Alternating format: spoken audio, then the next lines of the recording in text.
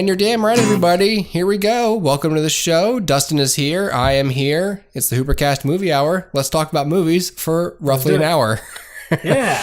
That sounds like a plan. YouTube, iTunes, HooperCast.com, HooperCastPod.blogspot.com, I guess, Facebook.com/HooperCast. Phone number 251-333-8732 if you want to leave us a voicemail or maybe some inappropriate pictures. No. Some appropriate pictures. You can send it to that number. I don't think Google Voice will take a text like that. Just a voicemail. Just the facts, ma'am. Or sir. Yeah. Or Zer. You know, that got me thinking, that big Sir in California, isn't that kind of like, I don't know. It could be. Why couldn't they call it Big Ma'am? Right. I have no answers for you. We're taking off for the weekend. We're gonna go down to Big Ma'am and catch some waves. Big Ma'am. Catch a buzz down at Big Ma'am. Yes. That's for all the California listeners. Want to talk about some film news today briefly. And then actually, Dustin, I thought I would surprise you and incorporate a little bit of box office just briefly. Actually, you know what? Okay. Let's do the reverse of that. Let's do the box office real quick off the top just to recap it. We're not going to go in depth. Sure. Because we don't really do that with this time. But just I figured we'd sort of talk about it a little bit. Yeah, sure. All right. So, if my page will load. All right. So over this past weekend, the 16th through the 18th, we've got numbers 1, 2, and 3: The Fantastic Beasts, The Crimes of Grindelwald, Dr. Seuss's The Grinch, and Bohemian Rhapsody. Dustin you saw Fantastic Beasts, The Crimes of Grindelwald. I did. It was not favorably reviewed on our show. No, it wasn't. Well, it made $62 million on its opening weekend. The production budget is $200 million. And it says here on Box Office Mojo, the worldwide gross is $265 million. Is that a good opening for them? It's okay. It'll have legs. It's already opened in the foreign market, and so it brings its worldwide total to $265 million. So they've turned a profit already. Everything they make from here on out is profit. So they're doing okay, and obviously Warner Brothers isn't going to stop this train anytime soon. They're in too deep, so no harm, no foul. They'll, regardless of what they do from here, there'll be a third one. Whether they make the business decision to truncate down from 5 films to say 4 or even to 3 remains to be seen, but there will be another. It is worth noting that this was the lowest opening of a Harry Potter film ever, as well as the lowest Rotten Tomatoes score of a Harry Potter film ever. So, it's not exactly good. It's not tracking well for the franchise, but we'll see what happens from here. Dr. Seuss's The Grinch, of course, doing pretty good for the $75 million budget. Total gross is up around $127 million, so good for them. Bohemian Rhapsody, total gross up to $128 million, so budget $52 million, good for them. Instant Family debuting at number 4 and Widows at number 5. So, which I've seen Widows. We can talk about that on maybe next week's podcast. All right.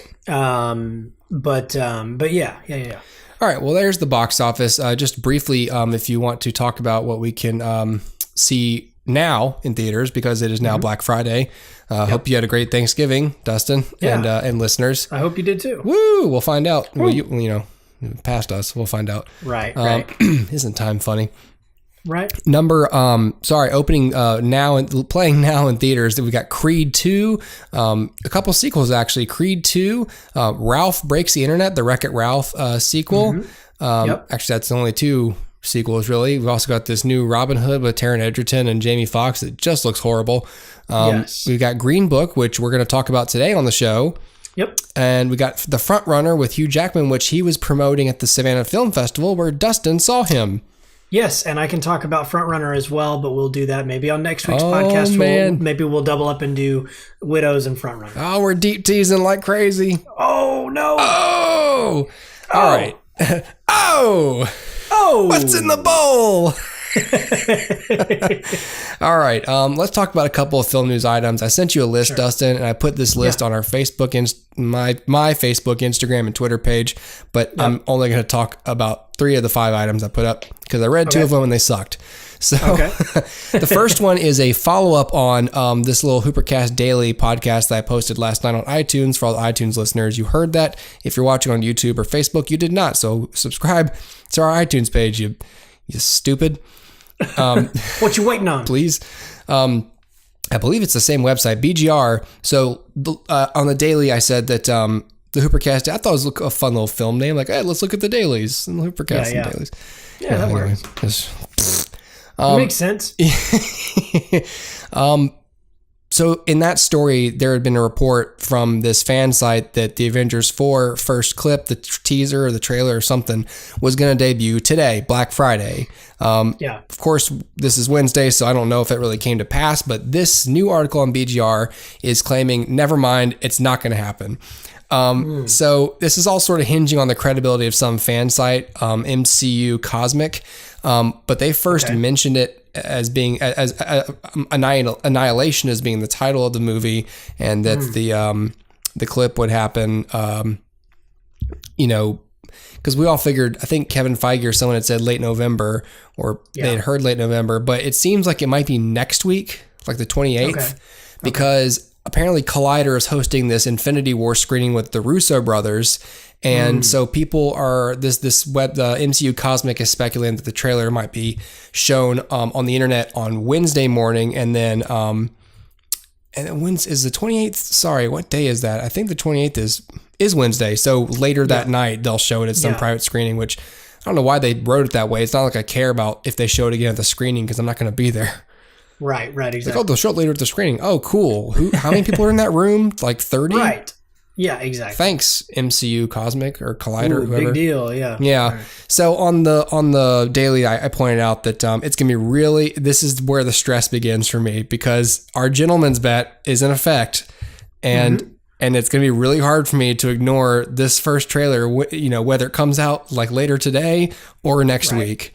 Well, the thing for me is I have no problem not watching the trailer. It's that I know that people will post things about it. Yeah. So it'll be like, even if I'm on like the Instagram Explore page or something, it'll show like, I'm sure there will be like a screen grab from it, and I'm gonna be, oh, great.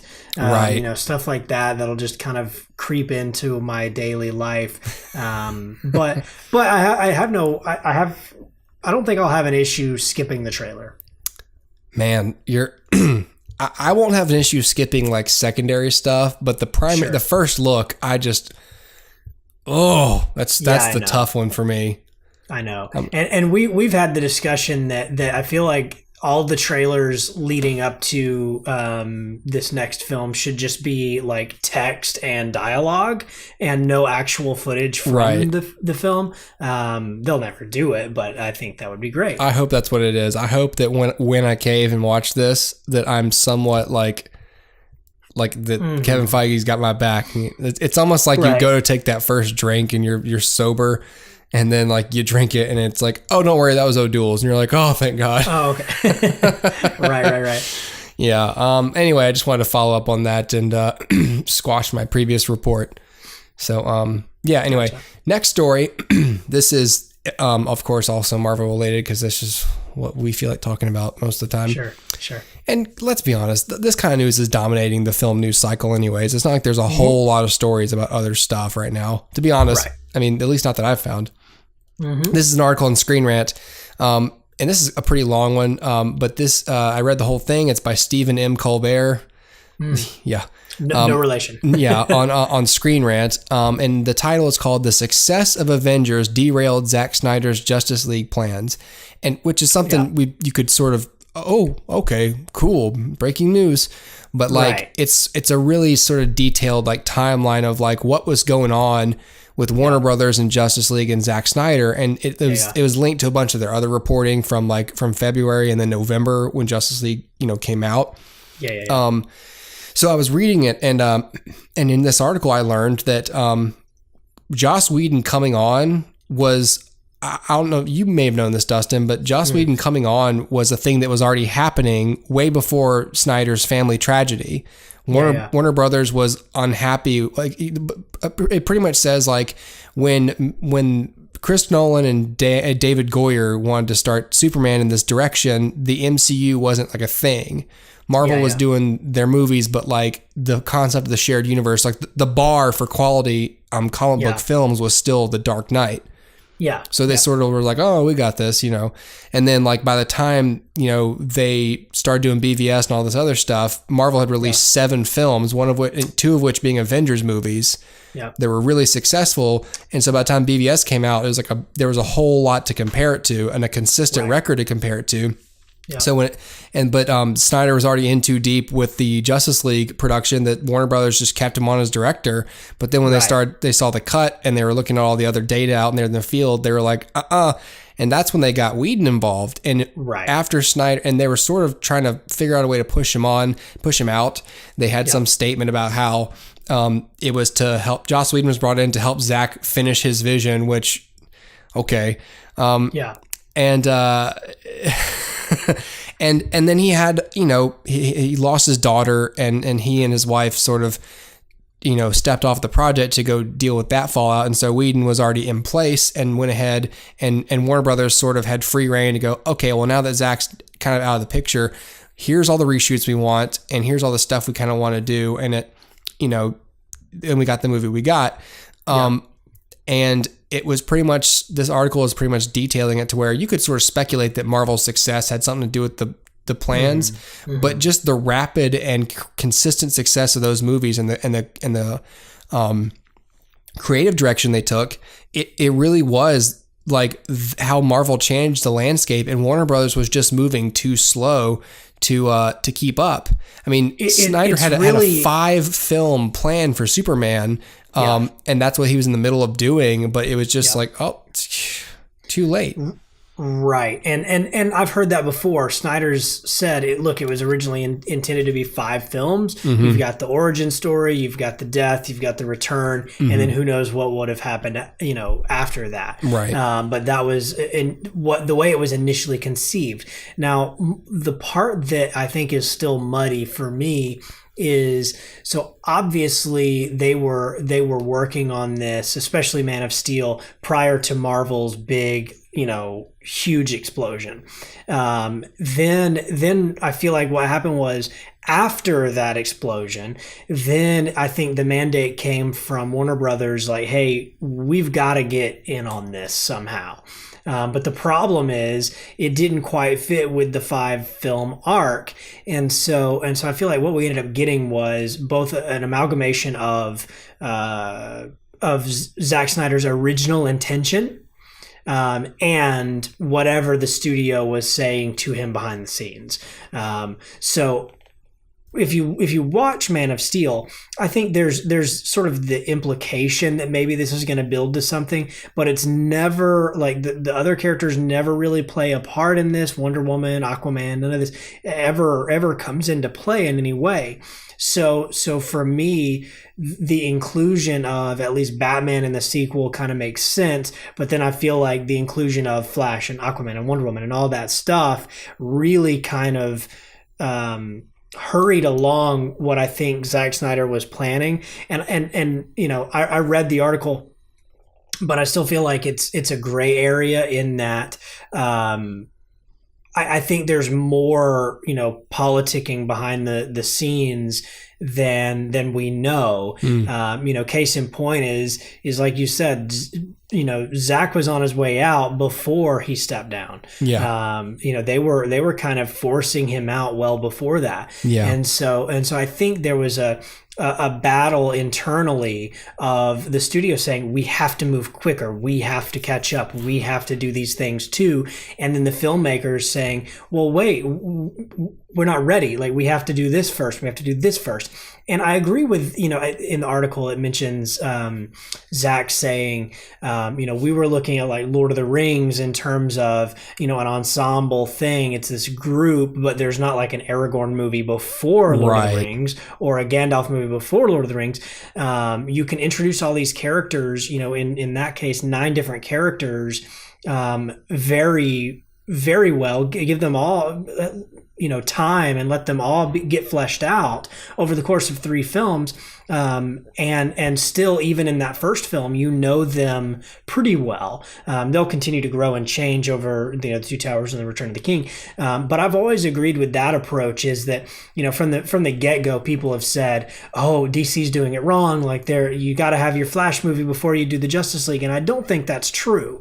I wholeheartedly would disagree with that. I think that it can be done. And I think the Justice League animated series proved that. Lord of the Rings proves that. You can have a huge ensemble picture and introduce the characters in good broad strokes, and then start fleshing them out in the future. But give us enough to really grasp onto them now.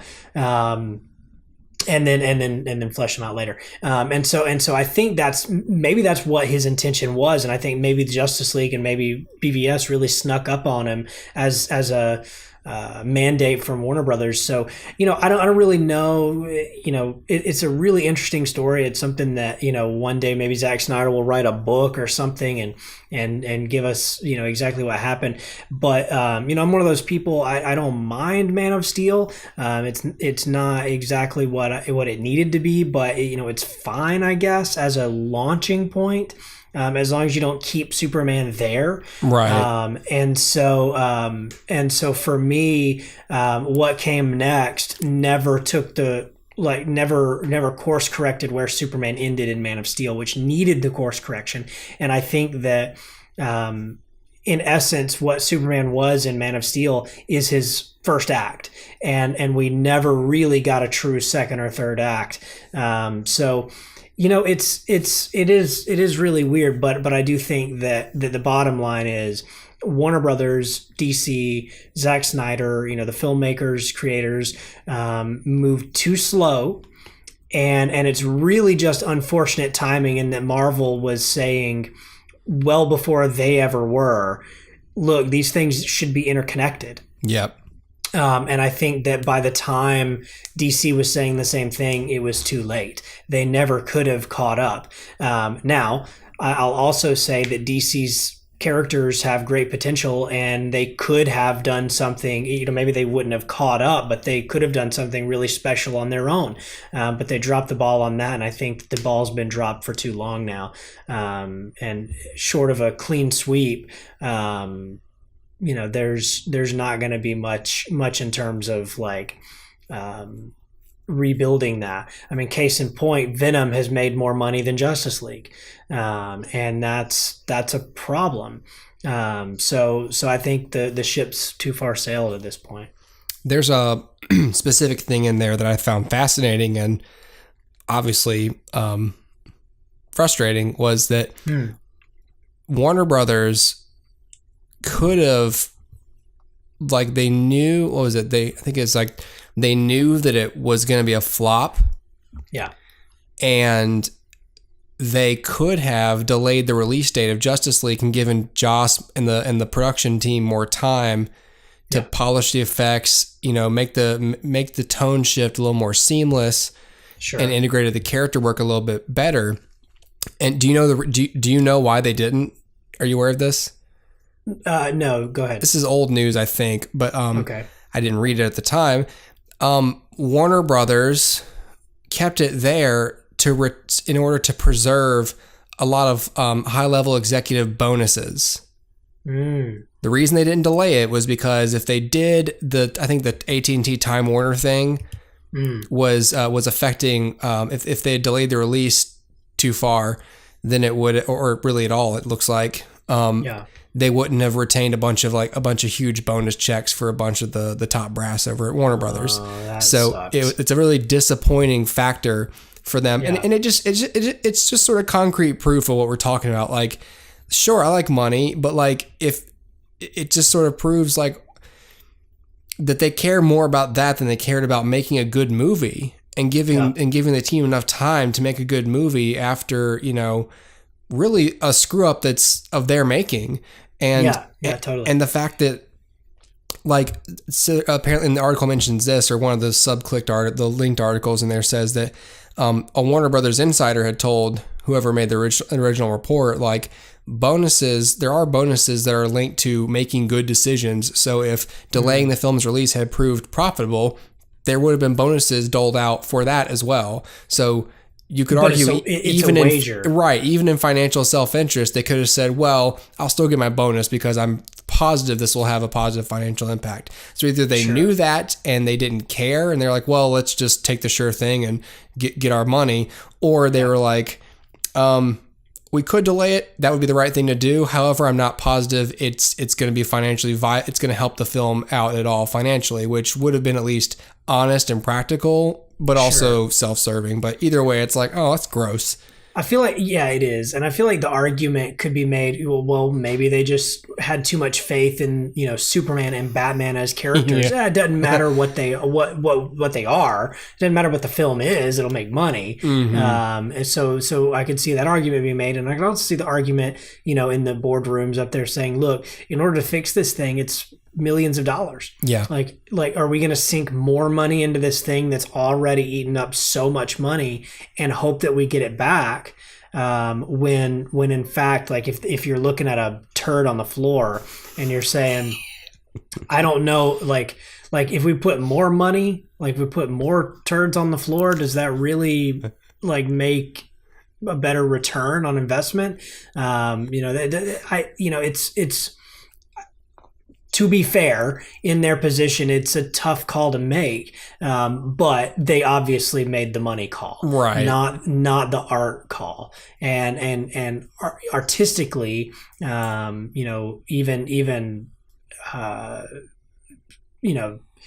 even just doing it for the fans and saying, look, the fans deserve better, would have been far more noble. But of course, they're executives. They don't care about nobility. They don't care about doing what they should do. It's all about the bottom line. Yeah. And the bottom line is, in order to make more money, we have to spend more money, or we can just cut it right here and say, we're not spending another dime. Superman and Batman got this. Yeah. And then, turns out, not so much. Well, I feel bad for Zack Snyder in a way. I mean, it is his. I do too. It's a really weird mixture of like him being in over his head and the landscape changing while he's in production trying to build something. Yeah. So he really is the victim of, as much as people like to make fun of Zack Snyder. Like he doesn't make like the greatest films, but I respect him as a visionary, like a visual director rather, not visionary maybe, but visual director. I don't like to compare him to Tim Burton or anything, but like he is Burton-esque in a way. He really is known for his visual flair primarily. He's got a style. He doesn't have as much of like a flair for story and character that Burton has, or production design, but he definitely knows how to tell a visual story. Right. No, I would agree. And I think, that's why I'm so excited about something like Aquaman. Not that Aquaman's my favorite character or anything, but this is sort of the first movie that's going to come out after Justice League where maybe they've had time to kind of retool and say, all right, slow down. Let's see what we're actually doing here, and recalculate and say, look, let's just do a standalone thing. It doesn't have any tie to anything. And at this point, that's probably the best thing they can do is go back to the standalone model. Yep. And I don't mind that. They're stuck that way. That's the thing. Like they're going that way with the other DC films anyways. But like it's. I think I said this like a few weeks ago. Like they can pretend like it's a creative choice all they want, but it's too late for that because we all know they were forced into it. They screwed up the shared universe. They have no choice but to go standalone now. Well, yeah, they have to go standalone because they have to keep Gal Gadot. Yeah, and the whole thing is, okay, so we're keeping Gal so that we have the Wonder Woman train continuing. So that means we can't continue. That means we can't reboot. Right. So we have to go standalone so that we do Aquaman and it's Jason Momoa, but we're not going to show Ben Affleck because we don't really want to remind you of that. So I feel like that sort of thing. Of course, now I guess we've kind of lost Henry Cavill and Ben Affleck. So, with Wonder Woman, it's just going to be Wonder Woman, and that's set in the 80s anyway. So, at the end of the day, it's a standalone thing at this point only because they're stuck with Wonder Woman and not rebooting. Because can you imagine, like, I could see the big, round table that they're all sitting around and just going, all these executives and saying, look, we could obviously just reboot everything and have a new Wonder Woman and a new Superman and a new Batman.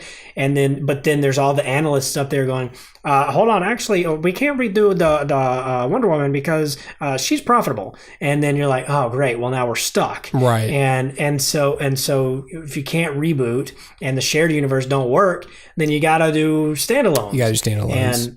And you're right, they're stuck that way. So maybe after we get, I don't know, Aquaman 3 or whatever, maybe maybe even just Wonder Woman 3, they'll just completely, all right, done. We're done. Patty Jenkins is over. Gal Gadot's over. Let's move on. Let's do something different. And maybe they can do it.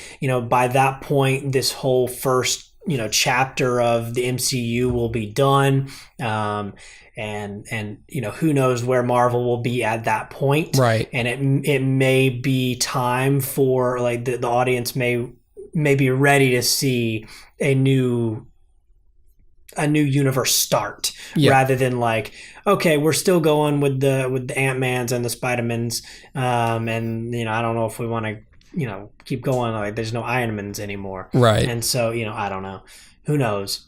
It's a shame. Well, speaking of standalone DCEU films, or not really, that's an oxymoron. Right. The Joaquin Phoenix Joker movie has an official plot synopsis now. Would you like to? Yes. I guess you've heard it. Would you, listeners? Would you like to hear it? Yeah, we would. Woo! So this is on Cinema Blend, but I'm sure the press release is anywhere. But the press release, it's really short. It just says Joker centers. It's just called Joker, by the way. Yep. Directed by Todd Phillips. Joker centers around the iconic arch nemesis and is an original standalone story not seen before on the big screen. The exploration of Arthur Fleck, Joaquin Phoenix, a man disregarded by society, is not only a gritty character study, but also a broader cautionary tale. The article kind of goes on to state that I'm sorry, I forgot the wrong paragraph pulled here. Yeah, it just sort of goes on to mention that the Joker doesn't usually have an origin story, and in most good versions of the character, that's the kind of the criteria that that it goes by. It goes on to say that I didn't know this. Joining Joaquin Phoenix in the upcoming DC movie are Robert De Niro, Francis Conroy, Zazie Beetz, and Mark Maron. Yep. So Mark Maron to me suggests they're going the comedian route with the Joker, which is a story thread from The Killing Joke. The Killing Joke, yeah. So we've talked about this, and the article sort of mentions like the sort of mixed reactions to the project in general, and then as pictures and teasers came out, people sort of are warming up to it. Yeah. So you and I have stated our cases previously about how, sort of on principle, we're at least I'll speak for you too, I guess. Or I'll just speak for myself. But we've stated on the show before, I'm against the project in principle because I don't feel like the Joker ought to have an origin story. I don't think it's as effective as not knowing where the hell he came from or what his true origin is. I think he's scarier as a force of nature and a motivation that's purely described as wanting to create discord and chaos. Yeah. I thought Heath Ledger was a great Joker, particularly within the universe that Chris Nolan set up, but obviously there's room for other interpretations of the Joker. So including this one. That being said, considering that they ought to go the standalone route and that that these films are based on comic book characters, and in that vein, you really could, if you chose to, choose to see these standalone films as like a standalone graphic novel, and the Joker looks a little different. His look is kind of being messed with a little bit. Maybe his character, they're going to give him in this novel, we're going to give Joker an origin story.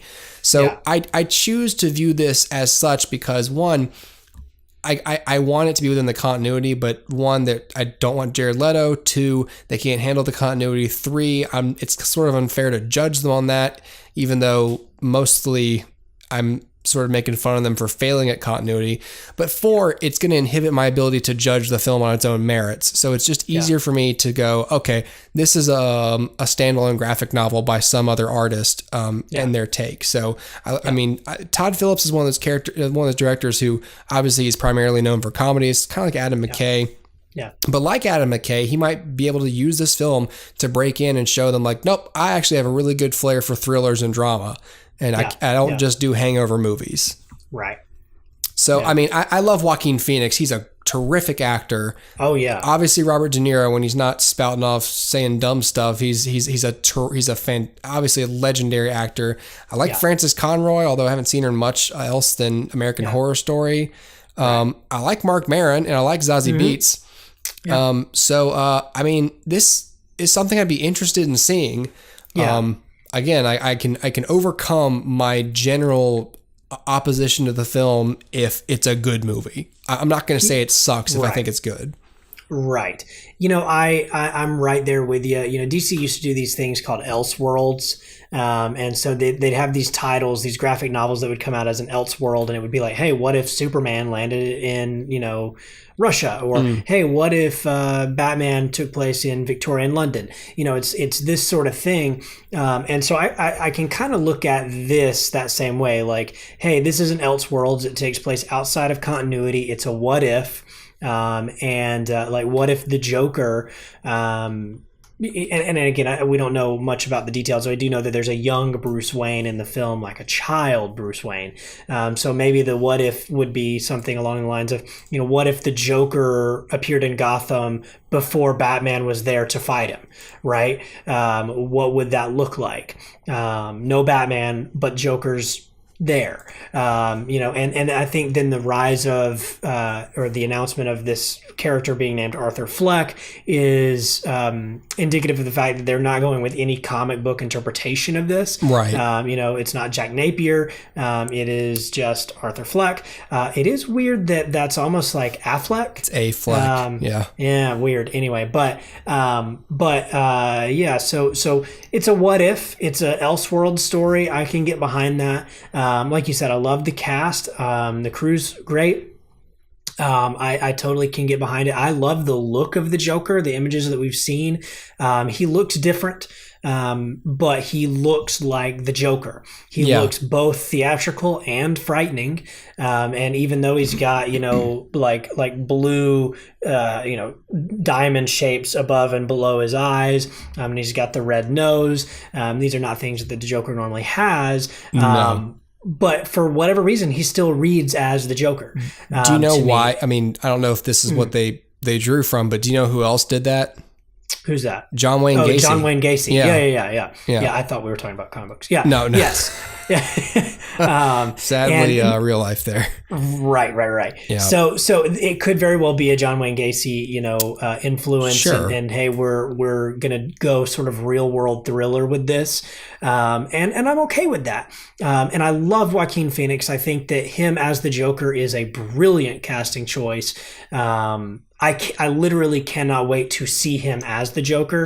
And even if I'm apathetic or even in opposition of the principle of the film, or, you know, the fact that the Joker is going to be there and there's no Batman or whatever, I'm so excited just to see him as the Joker. Yeah. So I'll be there.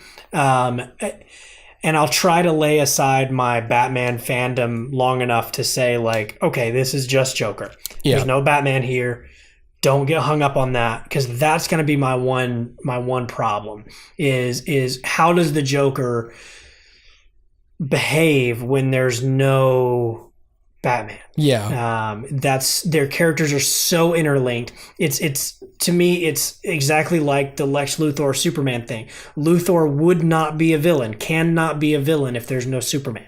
He has nothing to obsess over. He has nothing to, and so I think that removing it is a bad idea. But again, I'll try to lay that aside and just see this as an Elseworlds title. Yeah, it really is like there is a lot. They do have a lot going for it in the sense that it is, like you said, it's not based on any one graphic novel. And for not just the story, but the character, this character of the Joker, this identity of him is not a previously established one. So they really do have free reign to, one, give you a good Joker movie without pissing off anybody comparing it to an adaptation, because it's not based on anything. Yeah. And they've got great people involved. So that really is that's a handful of things the film already has going for it. Like that just aren't hurdles that it has to worry about. So that sort of frees you up to just enjoy the movie and not compare it to anything. And it frees the filmmakers up just to make a movie. Right. The way they want to. Right. Briefly, I just want to touch on something that you just mentioned, but what was it that that Lex Luthor was just cast for? What thing is that? Oh, it was Supergirl. Yeah. Yeah, they cast JON CRYER. I don't know why, as Lex man. Luthor. I texted Hooper, for all of you listening. I texted Hooper and said, "Is Lex Luthor the most miscast character in history?" It seems like literally every time they get somebody to play him, it's like, this guy is awful. This is not at all what we want. With the exception of Michael Rosenbaum, who I still say is the best live action Lex Luthor of all time. We both said that the best. I mean, and here's JON CRYER. It's not the best picture of him, but they got a bald picture of JON CRYER here, so he's going to be Lex Luthor. And JON CRYER is just a goofy looking guy, and I'm not saying he can't act scary or any of those things. I'm just saying that's not really the most inspired choice. Although typically when it seems out of left field like that, it's the possibility that I'm wrong. But I was texting Dustin because I knew that Dustin really liked Michael Rosenbaum as Lex Luthor, and I was like, here's a picture of Michael Rosenbaum as Lex Luthor on the left here, and if you look at Michael Rosenbaum now, he's not obviously like that young or smooth, but Michael Rosenbaum's like in his mid 40s. Michael Rosenbaum still has that really silky, deep, scary, threatening voice that's also really charming.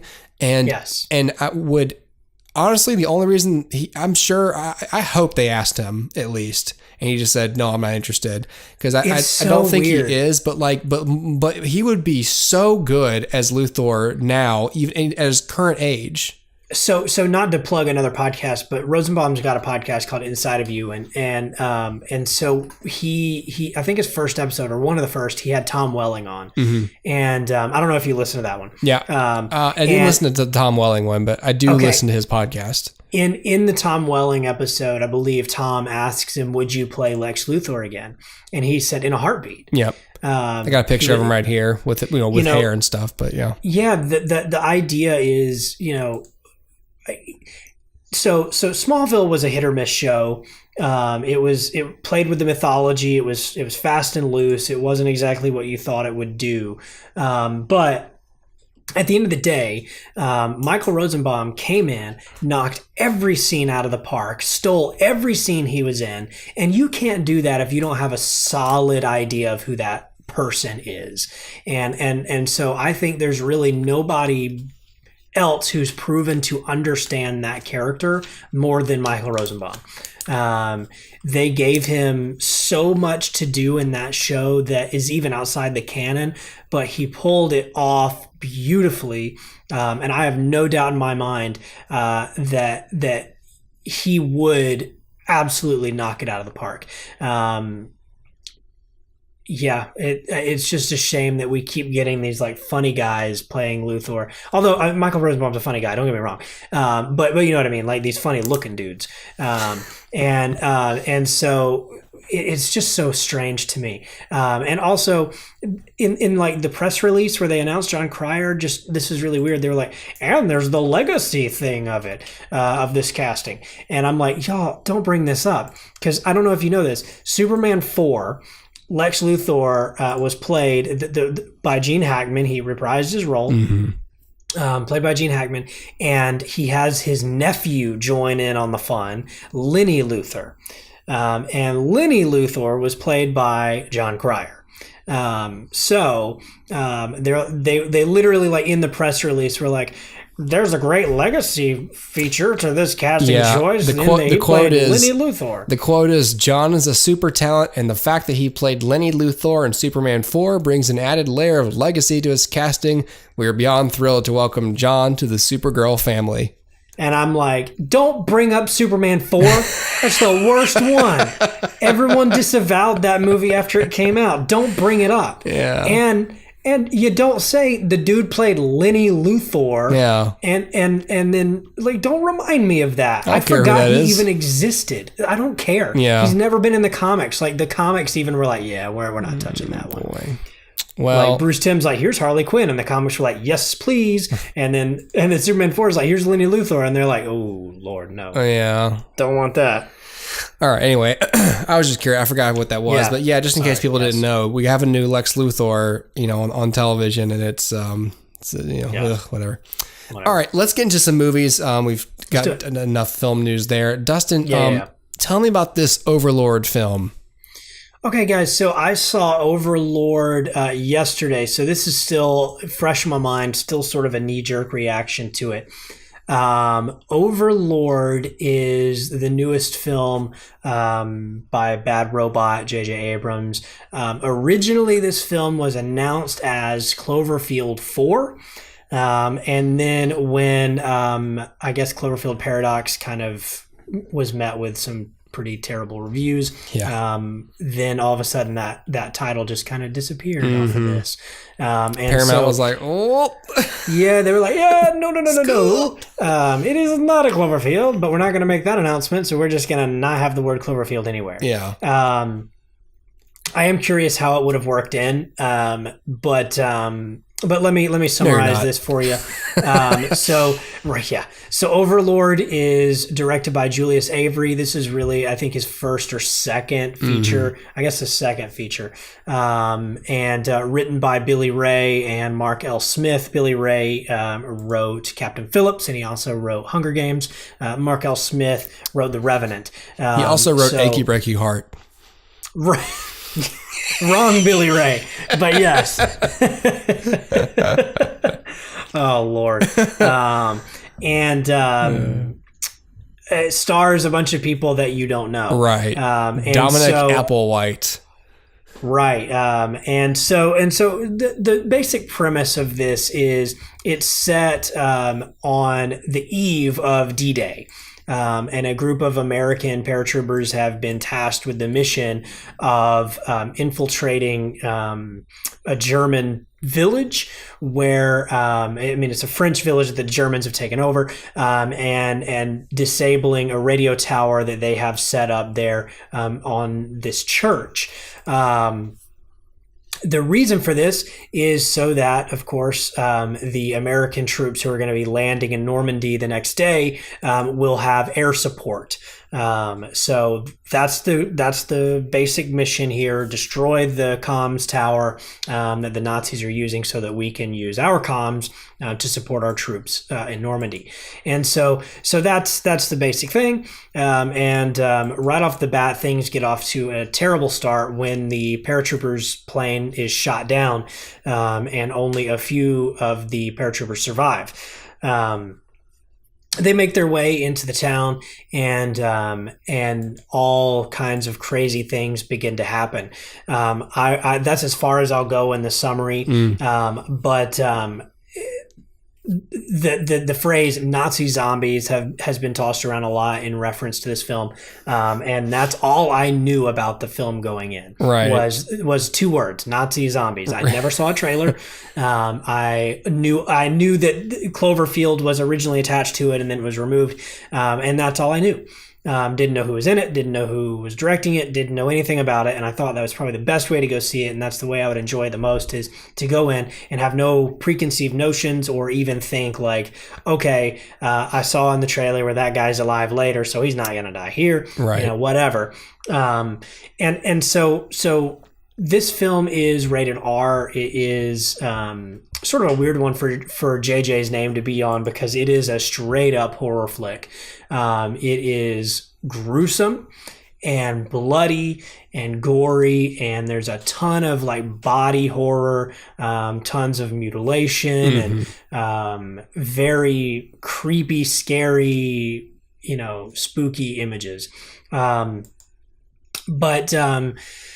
But the bottom line for me on this, and we've talked at length, Hooper and I, and even on the show, that I don't really care for horror movies. I thought this. Let me go ahead and give you my star review. I'm gonna give it 3 stars. It's okay.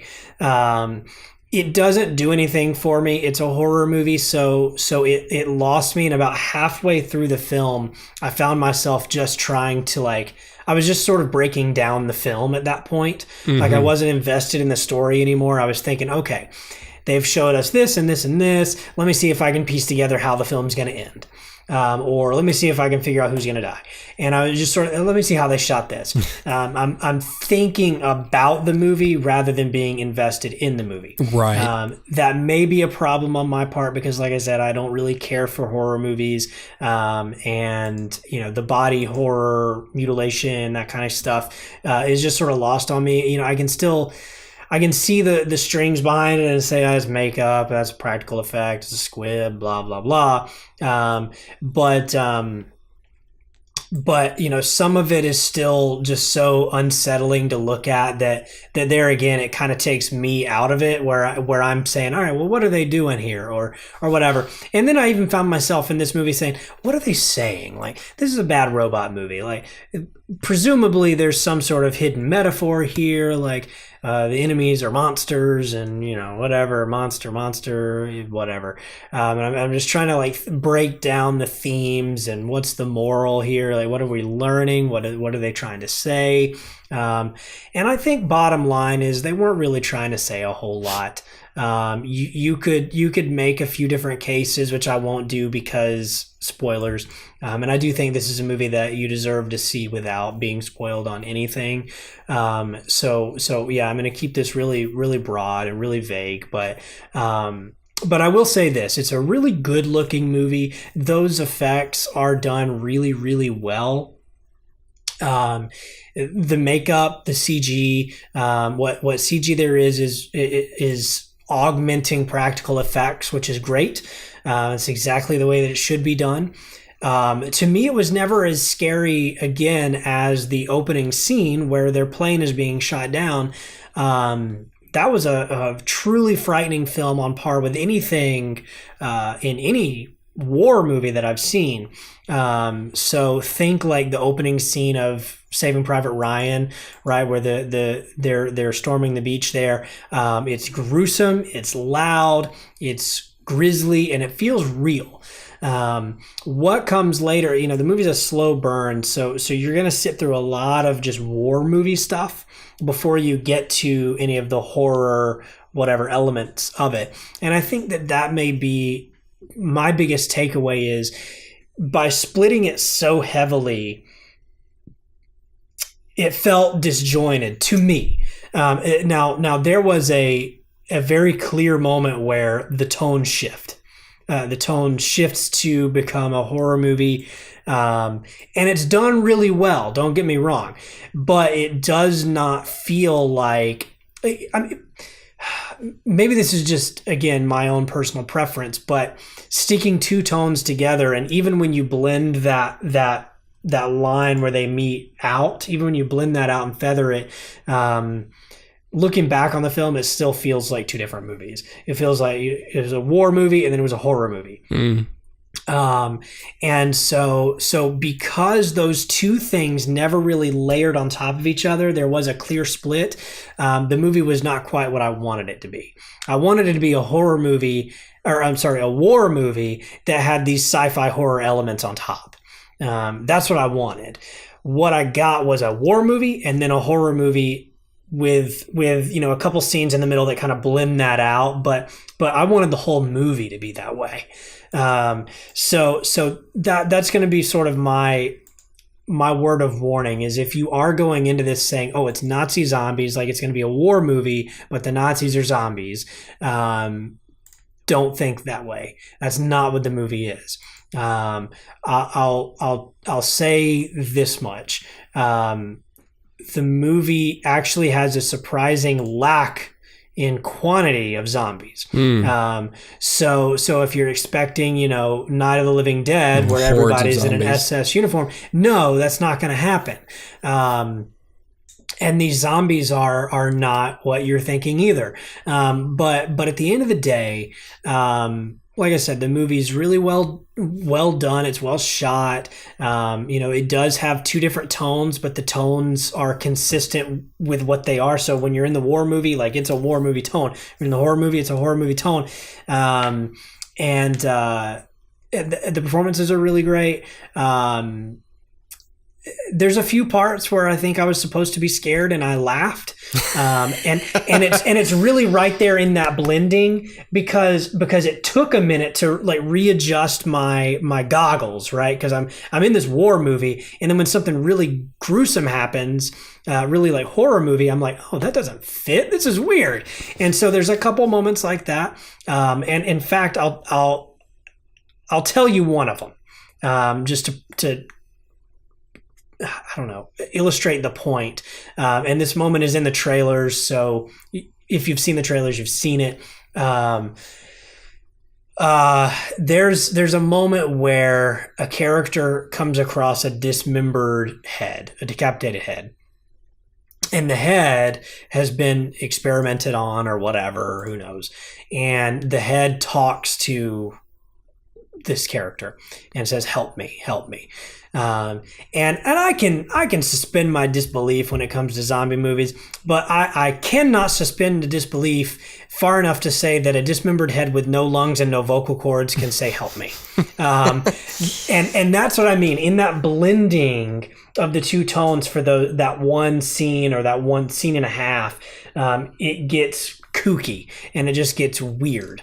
And to me, it made me laugh. So, it's a weird thing. There's a few, plot contrivances. I won't nitpick them or whatever, but suffice it to say, what the film I think was trying to do, it does. And if you're into horror movies and you're into war movies and you're into this weird amalgamation of the both of those things, you'll enjoy the film. I, on the other hand, don't really care for horror movies. So the movie lost me,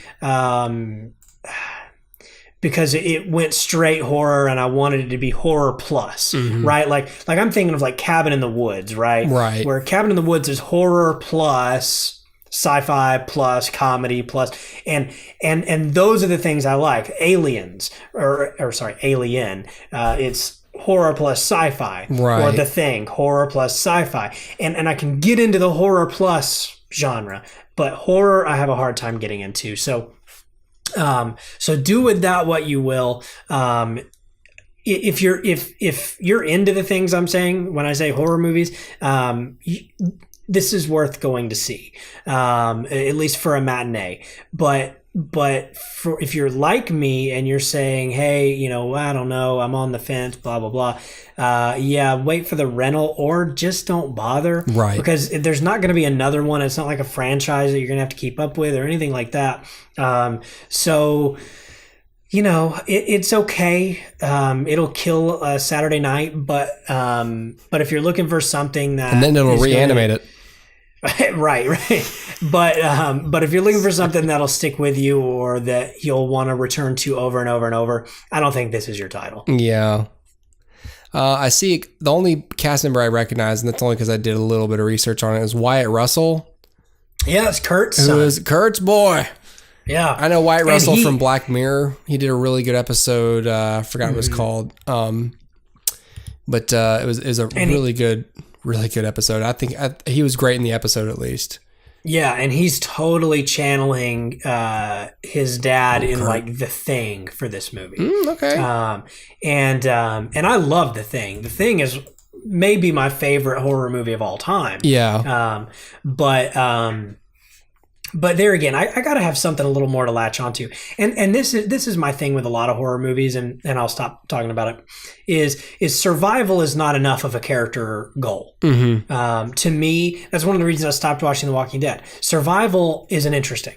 If you put a character in a situation and say they have to survive, okay, great, but the movie lacks anything because that's not a character trait that is being shaped and molded in somebody. Now, if you say he has to survive because blank, then I'm interested. Right? I have to survive because I'm learning to be a better father, or I have to survive because my parent or my kids need me, right? Like A Quiet Place, or I have to survive because blank, blank, blank, blank, blank. Then what you're getting into is character traits and character growth. Survival is not character growth. Survival is a base instinct of living creatures. Yeah. That's not a clever or thought-provoking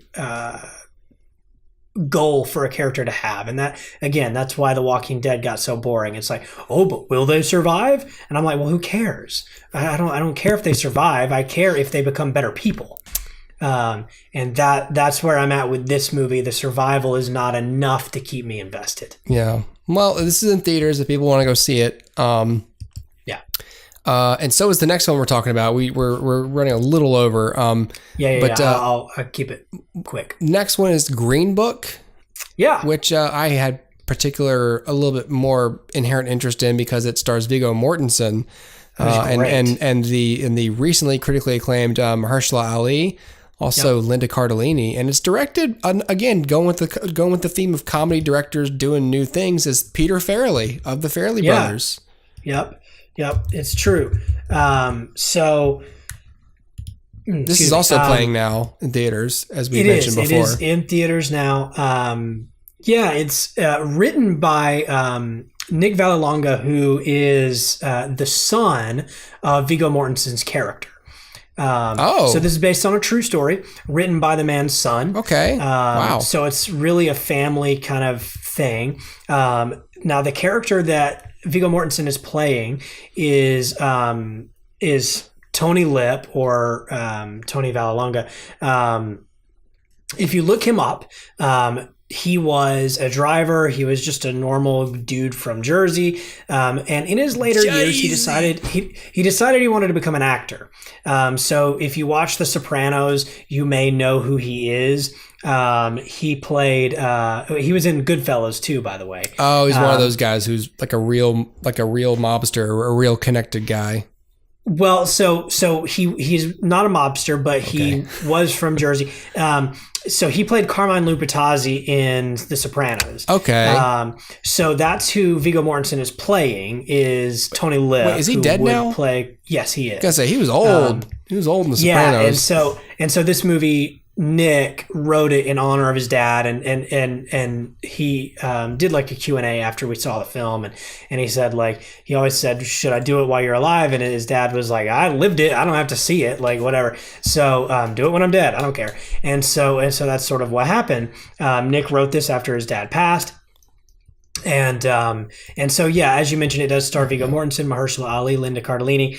It is a great flick. It's I guess the way that I would describe this is it's the story of Mahershala Ali, who plays real life musician Don Shirley.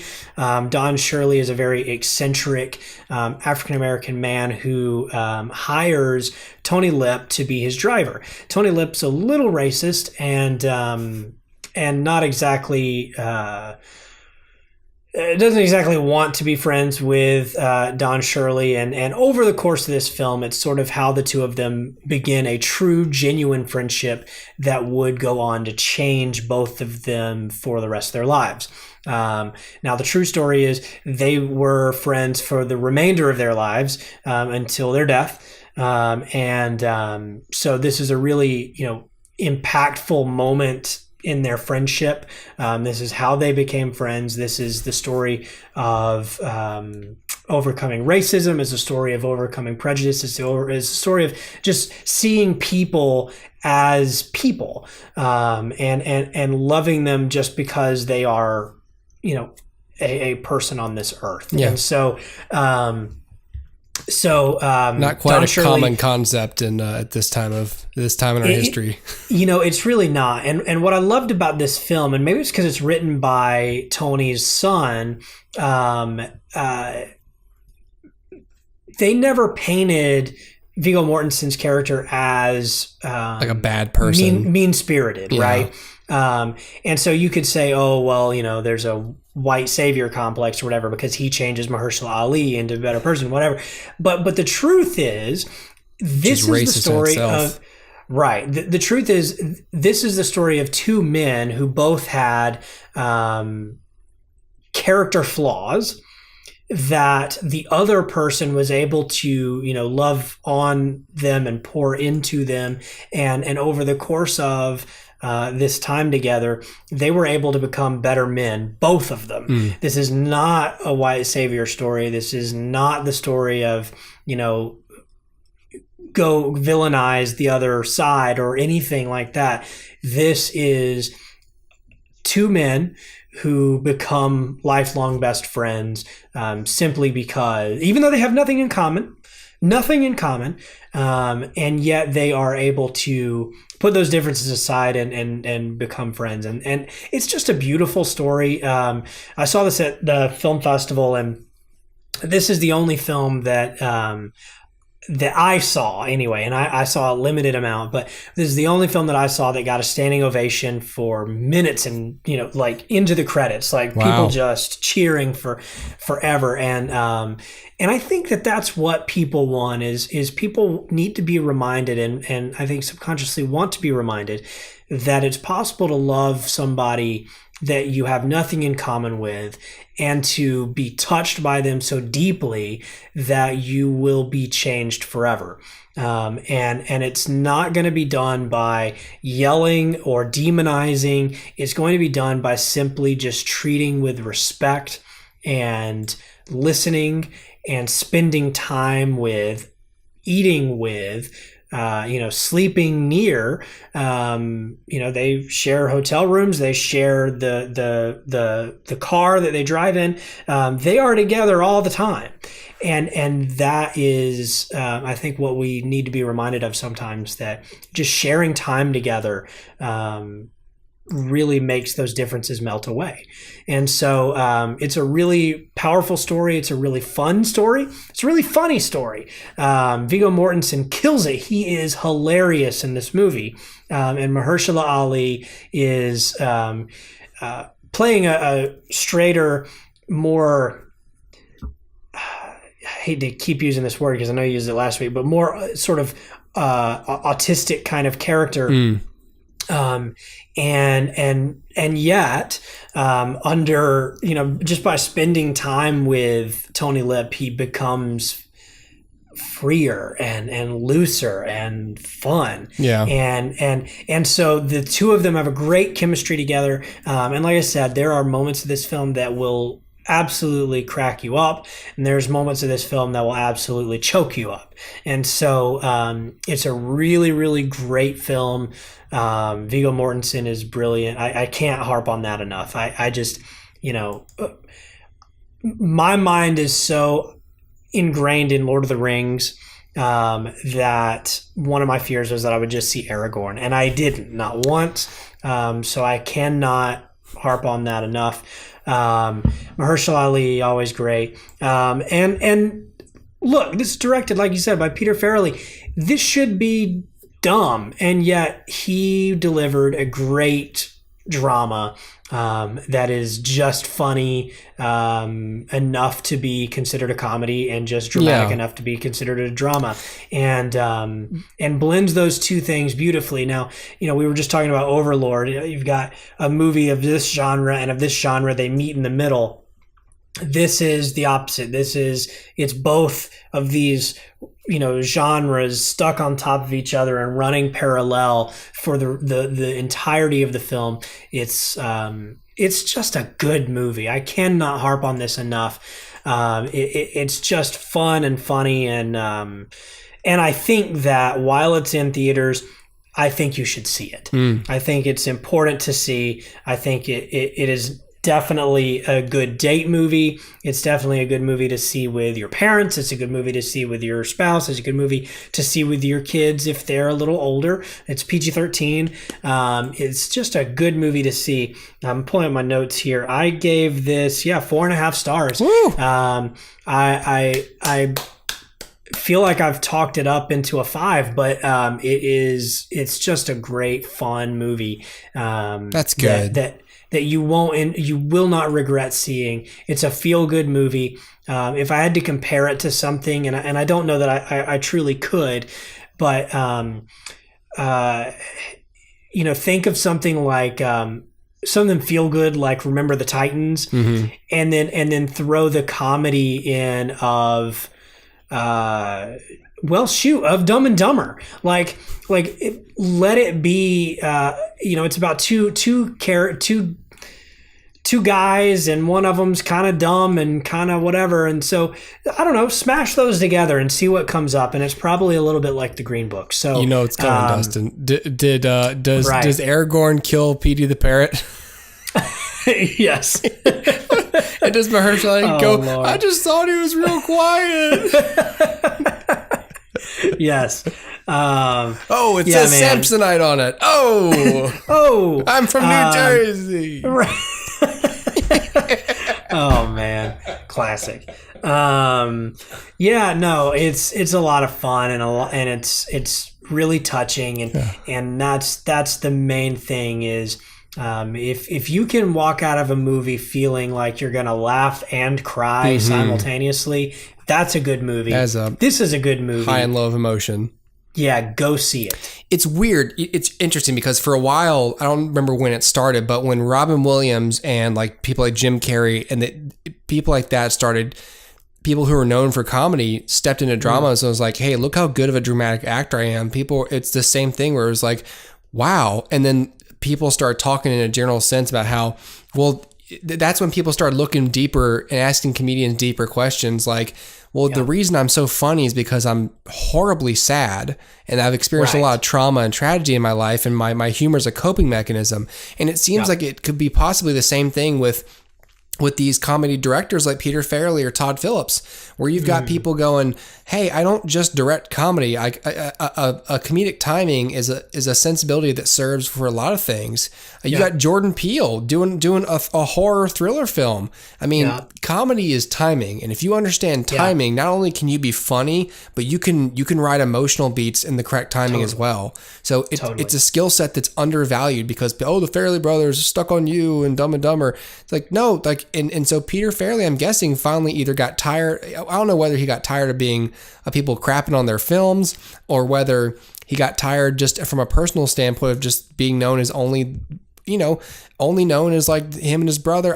I'm imagining a whole scenario where like Bobby Farrelly just wants to keep doing comedies and Peter's like, no man, there's more than this. But whatever he did, he stood up one day and said, I can do more, or I can, I don't want to besmirch his films. I can do other things than what I'm doing just now.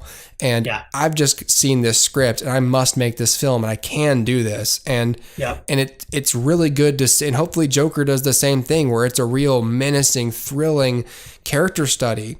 Like I'm very interested to see how these comedy directors handle these emotional and mature dramas. Yeah. Wow. Yeah, totally. Oh, that's good to hear. I'm glad this is I'm glad you like this film, Dustin. Yeah, man, it's a lot of fun and it's a great Thanksgiving movie. So get out and see it for Thanksgiving. And I think it'll leave you a little happier than like if you saw The Grinch. Okay. There you go. The Grinch is like in one of those movies it's like, it's gonna make your heart grow 2 sizes. And really you're like, actually Green Book. Green Book's gonna make your heart grow 14 sizes. 14 and a half sizes. Super size, like the Mickey D's. Right. Yay. Yeah, man. It's a lot of fun. I love this movie. In fact, I love it so much. I we'll most likely be seeing it again next week with the wife. So there you go. Yeah, I can't recommend it highly enough. All right. Man, all right. That's good to hear. We're going to close out this episode of the HooperCast Movie Hour. Yeah. Thanks, everyone, for listening. Dustin, happy Thanksgiving, my friend.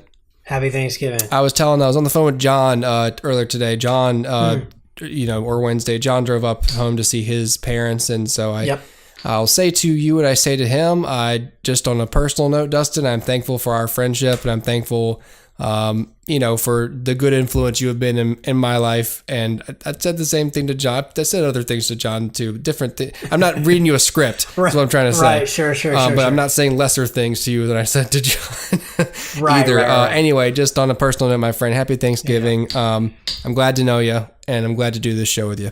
Yeah, man, at the risk of sounding disingenuous, I'm thankful for our friendship as well. And, you've brought a lot of laughter since I met you. And I'm just thankful for, allowing me on your podcast and giving me a platform to talk about movies with you.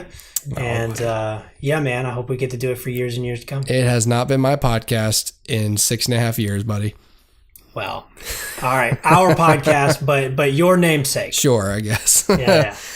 That's going to do it for us. Have a happy Black Friday. Try not to get trampled by a bunch of crazy assholes looking for toys. Right. And I'm actually meeting John on Friday, so we'll see what happens. Awesome. Yeah. All right, y'all be careful. We'll see what happens. All right, we're going to try. All right, man. See everybody. See you next week. Goodbye. Maybe there'll be an Avengers 4 trailer, and I'll be just pulling my hair out. Right, exactly. Coping with whatever decision I made. Right. All right. Guten Tag. I don't know why I said that. Guten Tag. Goodbye, everybody.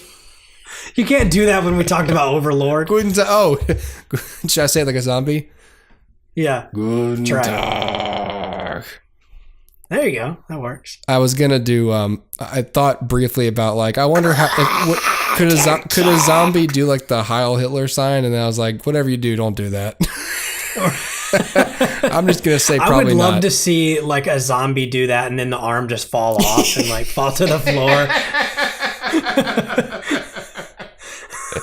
It's just he did it halfway up, arms falls off, Heil, jaw falls, crumples. Where's the doctor? Okay, goodbye, everybody. Bye.